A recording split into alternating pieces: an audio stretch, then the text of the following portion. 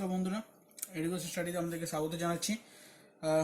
আপনাদের সাবস্ক্রাইব এবং আপনারা এত বেশি শেয়ার করছেন, তার জন্য আমি খুবই বেশি ইন্টারেস্ট পাচ্ছি এবং মোটিভেশন পাচ্ছি আপনাদেরকে পুরো কোর্স কভার করানোর জন্য।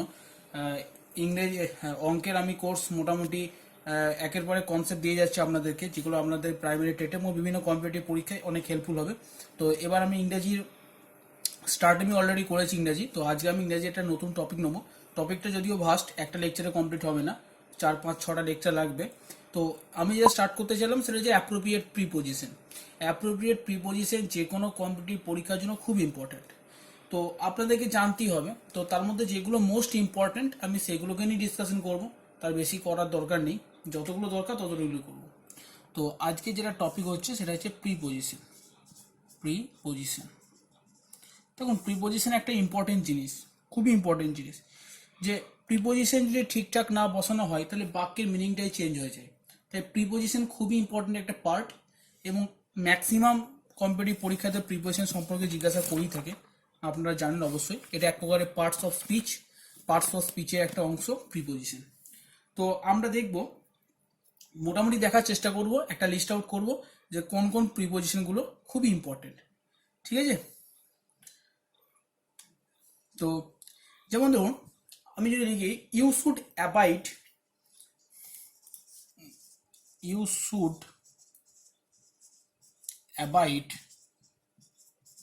ড্যাশ দ্য রুলস, এটা এক number. You should abide dash the rules. আশা করি আপনারা গেস করতে পারছেন অ্যান্সার কি হবে, তবু আমি বলে দেবো you should abide by the rules. দেখুন, অ্যাবাইড বাই মানে হচ্ছে মেনে চলা। তার মানে এই বাক্যটার মাধ্যমে এটাই বলতে চাইছে you should abide by the rules, অর্থাৎ যে নিয়মগুলো আছে সেগুলো তোমার মেনে চলা উচিত। ইউ শুড, তোমার উচিত অ্যাবাইড বাই দ্য রুলস, আর রুলসগুলোকে মেনে চলা। তাই অ্যাবাইডের পর সবসময় অ্যাপ্রোপ্রিয়েট প্রিপোজিশন হিসাবে আমরা বাই ইউজ করব, এটা আপনাদেরকে মনে রাখতে হবে। যে প্রিপোজিশনগুলো আমি এখানে বলছি সেগুলো খুবই ইম্পর্টেন্ট, মোস্ট ইম্পর্টেন্ট, সেগুলো কি প্লিজ নোট ডাউন করে নেবেন। ঠিক আছে? নেক্সট 2 নম্বর প্রিপোজিশন আমরা দেখব, he was absent dash school. দেখুন, অ্যাবসেন্টের পর সর্বদা অ্যাপ্রোপ্রিয়েট প্রিপোজিশন বসে ফ্রম। এর মিনিং কি বলতে চাইছে? মিনিং বলতে চাইছে he was absent dash school, that means he was absent from school, সে স্কুল থেকে অনুপস্থিত। দেখুন, আমরা যদি বাংলা মিনিংটা 100% অ্যাকিউরেট বানাই না, তাহলে ইংরেজির প্রিপোজিশন 90% আমাদের কাছে ধরা পড়ে যায় যে কি প্রিপোজিশন হওয়া দরকার।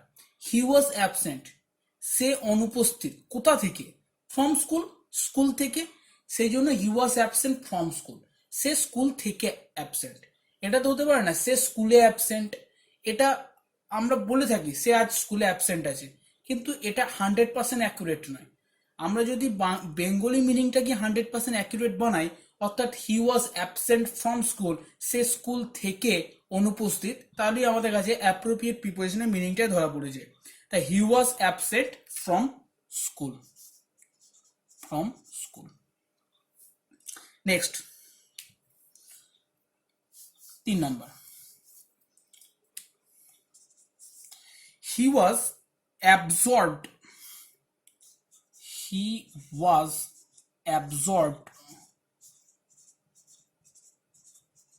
Dash his studies. He was absorbed dash his studies. দেখুন, অ্যাবসর্বড মানে কি? অ্যাবসর্বড মানে হচ্ছে নিমগ্ন থাকা। তাহলে হি ওয়াজ অ্যাবসর্বড, সে নিমগ্ন ছিল কোথায়? In his studies. দেখুন, অ্যাপ্রোপ্রিয়েট প্রিপোজিশন মিনস কিন্তু 100% মুখস্থ নয়, আন্ডারস্ট্যান্ডিং অনেকটা কাজ করে। যদি আপনার আন্ডারস্ট্যান্ডিং একদম ক্লিয়ার থাকে ইংলিশে, তাহলে কিন্তু আপনি অ্যাপ্রোপ্রিয়েট প্রিপোজিশন আপনার কাছে কঠিন হবে না। He was absorbed dash his studies, তো আপনি যদি এইভাবে ভাবেন হি ওয়াজ অ্যাবসর্বড, সে ছিল নিমগ্ন কোথায়? ইন হিজ স্টাডিজ, তার পড়াতে। ক্লিয়ার আপনাদের সামনে? তাই he was absorbed, in his studies.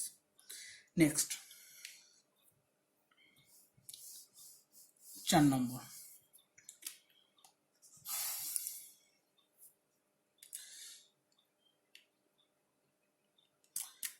access. Public has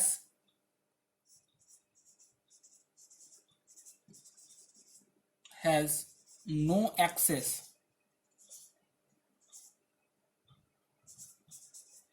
dash his garden. Public has no access dash his garden.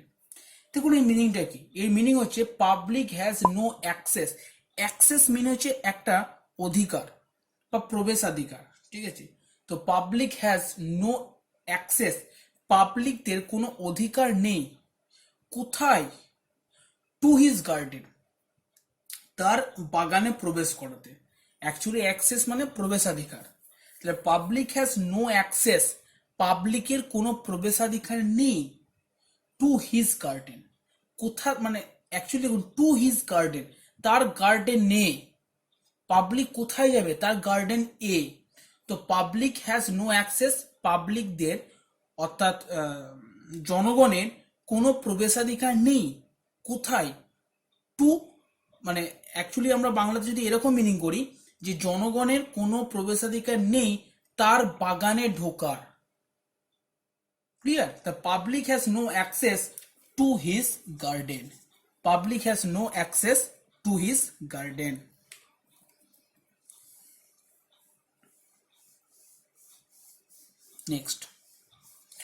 Next দেখবো আমরা অ্যাকোয়েন্টেড এর মিনিংটা। I am acquainted dash him. I am acquainted dash him. দেখুন acquainted মানে হচ্ছে পরিচিত। যেমন অ্যাকোয়েন্টেডের সঙ্গে এখানে আরেকটাও মিনিং হতে পারে ফ্যামিলিয়ার। ফ্যামিলিয়ার। তো I am acquainted or familiar, আপনি যাই বলুন না কেন, I am acquainted dash him, I am acquainted with him, আমি তার সাথে পরিচিত। দেখুন নিজেকে কোশ্চেন করুন, আই এম অ্যাকোয়েন্টেড, আমি পরিচিত, বা এরকম বলতে পারেন আমি হয় পরিচিত, উইথ হিম, তার সাথে।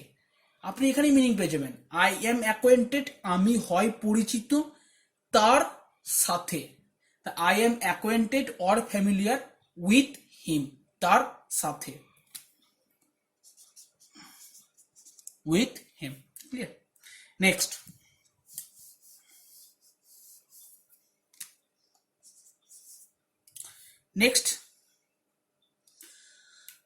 accused.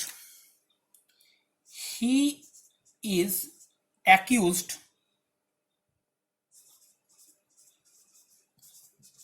dash, he is accused dash theft. theft মানে চুরি। তো he is accused dash theft। দেখুন সে হয় অভিযুক্ত, accused মানে হচ্ছে অভিযুক্ত। he is accused, সে হয় অভিযুক্ত কিসের জন্য? Of theft. অফ থেফট চুরির জন্য। দেখুন এখানে এটা মনে হতে পারে যে, এটা হতে পারে যে আপনাদের মনে হতে পারে কারো কারো যে he is accused for theft, কিন্তু সেটা নয়। কিন্তু দেখুন he is accused of theft, সে যদিও এটা মিনিং আসে তাকে চুরির জন্য, অ্যাকচুয়ালি তাকে চুরির দায়ে অভিযুক্ত করা হয়েছে। অর্থাৎ দেখুন অ্যাকচুয়ালি এখানে অফ যখন বসছে, সে যখনই চুরি করলো তখন চুরির সঙ্গে তার একটা রিলেশন হয়ে গেল। আমরা জানি যে রিলেশন বোঝাতে আমরা ম্যাক্সিমাম টাইমে অফ ইউজ করি। তাই হি ইজ অ্যাকিউজড অফ থেফট মানে তার যে কাজ সেটা যে চুরি করেছে, তার চুরি করার যে একটা কাজ সেটা তার সঙ্গে রিলেটেড, তার সাথে রিলেটেড হয়ে যাওয়ার জন্য he is accused of theft, সে চুরির দায়ে ধরা পড়েছে বা চুরির দায়ে অভিযুক্ত হয়েছে। চুরির, সে চুরি, চয়েসু রয়েসি র র আসছে তো তাই of. He is accused of theft, for theft নয়, বারবার বলছি, অনেকে ভুল করতে পারে, হি ইজ অ্যাকিউজড ফর থেফট লিখতে পারে, কিন্তু ফর থেফট নয়, হি ইজ অ্যাকিউজড অফ থেফট। কারণ চুরির দায়ে, চুরির দায়ে, দেখুন তো চুরির, তো র আসছে সেই জন্য of, তা he is accused of theft. Next,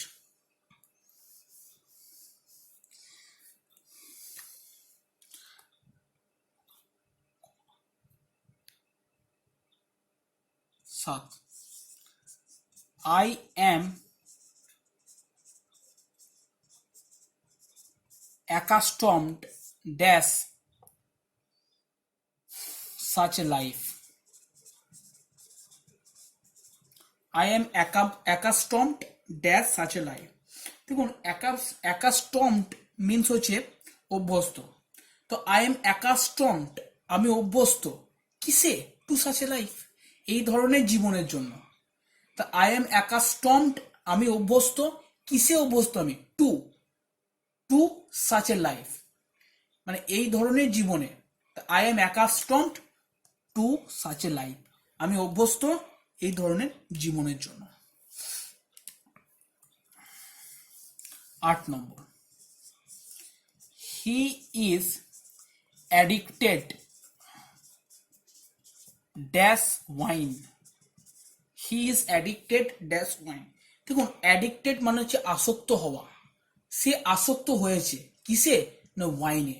তাই he is addicted to wine, he is addicted to wine সে হয় আসক্ত কিসে, না মদে।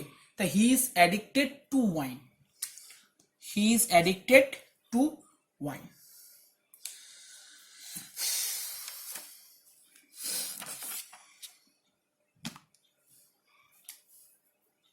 নম্বর, দেখুন 9 নম্বরে যে প্রিপোজিশনটা আমি ডিসকাশন করব সেটা হচ্ছে অ্যাডমিট।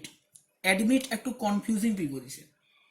অ্যাডমিটের পর কখনো দেখবেন অফ বসছে, অ্যাডমিটের পর কখনো টু বসছে, অ্যাডমিটের পর কখনো ইনটু বসছে। তো অ্যাডমিটের পর যখনই অফ বসে তখন তার মিনিংটা হয়ে যায় স্বীকৃতি পাওয়া। অ্যাডমিটের পর যখনই অফ বসে তখন তার মিনিংটা হয়ে যায় স্বীকৃতি পাওয়া। এরকম যদি বলি আমি, ইয়োর কন্ডাক্টস মানে হচ্ছে ব্যবহার, your conducts admits, your conduct admits dash no excuse. your conduct admits dash no excuse মানে বলছে তোমার ব্যবহার অজুহাতের মর্যাদায় পায় না, মানে তুমি এমন ব্যবহার করেছো যেটা অজুহাতের স্বীকৃতি দেওয়া যায় না। তো your conduct admit of no excuse, অ্যাডমিটের পর অফ বসলে সেটা হয়ে যায় যে স্বীকৃতি পাওয়া। কিন্তু যখনই অ্যাডমিটের পর টু বসবে তখনই তার মিনিং হয়ে যাবে ভর্তি করা। 10 নাম্বার, অ্যাডমিটের পর যদি টু বসে তখনই তার মিনিং হয়ে যাবে ভর্তি হওয়া। যেমন ধরুন, he was admitted ADMITTED dash class VI। এখানে কিন্তু অ্যাডমিট অফ হবে না, কারণ অ্যাডমিট অফ মানে হচ্ছে আগেই বললাম স্বীকৃতি পাওয়া, কিন্তু এখানে হবে অ্যাডমিট টু। কেন হবে না, he was admitted to class VI সে ক্লাস 6-এ ভর্তি হয়েছে বা ভর্তি হয়েছিল। হি ওয়াজ অ্যাডমিটেড সে ভর্তি হয়েছিল কোথায়, টু ক্লাস VI সে ক্লাস 6-এ ভর্তি হয়েছিল। আশা করি বন্ধুরা আপনাদের ভালো লেগেছে, ভালো লাগলে সাবস্ক্রাইব করবেন, ম্যাক্সিমাম শেয়ার করবেন। আর এইভাবে আমি অ্যাপ্রোপ্রিয়েট প্রিপোজিশনে পুরো কমপ্লিট করাবো আপনাদেরকে। আজকে আমি 10টা দিলাম, এরকমভাবে 4-5টা লেকচারের মাধ্যমে আমি পুরো আপনাদের অ্যাপ্রোপ্রিয়েট প্রিপোজিশন কমপ্লিট করাবো। থ্যাংক ইউ বন্ধুরা।